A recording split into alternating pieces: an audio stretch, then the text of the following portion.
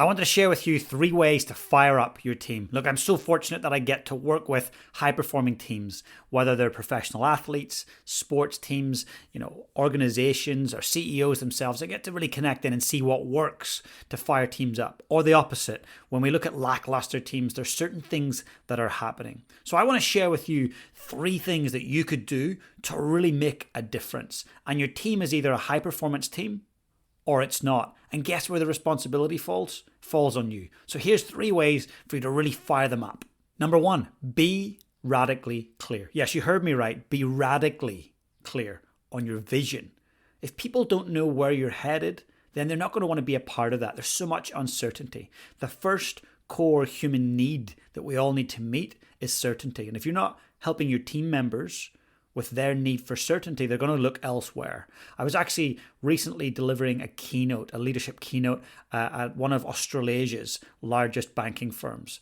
And it was all of their senior leaders. And I asked everyone in the room from the stage, hey, hands up who could clearly articulate the vision of this organization. Guess how many hands went up? 1. That's right, 1 hand went up. Shocking. What wasn't surprising was before I spoke, they had a lunch break. And I got connected and chatted to a few individuals about what they were doing. One person said, could I speak to you afterwards privately? I'm thinking of leaving. I was like, wow, how long have you been here? And it was multiple decades, a top performing individual. I says, of course we can speak, but why do you want to leave?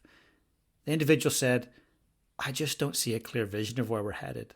And then when I asked that question, hands up, and 1 went up, that answered it all.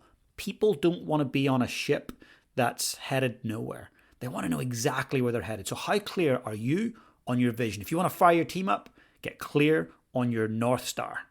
Number 2, be a walker. You heard me right? Be a walker, right? Leaders walk the walk.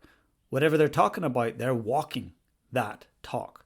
So what do you do in that regard? Here's a good example. The All Blacks are arguably one of the world's most successful sports teams. They're New Zealand's national rugby team. They're multiple-time world champions. They have incredible culture. They have this one thing called sweep the sheds. That's when they go and they are in foreign countries competing and playing. They bring black rubbish bags with them and they bring brushes. At the end of a game, when the changing rooms and the sheds are full of muck and dirt and empty cans, they sweep the sheds so that when the caretaker comes in, it's already done. Now that to me is leadership. That's influence. To me, that would fire me up. I'd want to be a part of that team when I could see that the leaders are willing to sweep the sheds. What are you doing to sweep the sheds? What could you do to sweep the sheds? Is there anything you could do that maybe other leaders in your position think it's beneath them? Those are the things that you want to do. Clearing the rubbish, shouting the coffees and going and get the coffees and bringing them. It doesn't need to be really huge, big offerings, but tiny, thoughtful moments.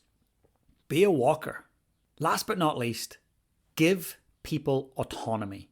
People do not want to be micromanaged. Do you remember the last time you were micromanaged? I bet you didn't like it. Look, if you are having to micromanage people right now, that is your fault. That is your responsibility. We only micromanage people when we don't trust them or respect them. We've got to build trust and respect before we can give independence. What do I mean by that? You need to trust that they know how to do the job. So if you're not there yet, it means you haven't given them the skills and you haven't been there and stood alongside them until they were confident enough to fly solo. And when you trust people, then you can start to build the respect. But if you're constantly feeling like you're the micromanager, then that's a you thing.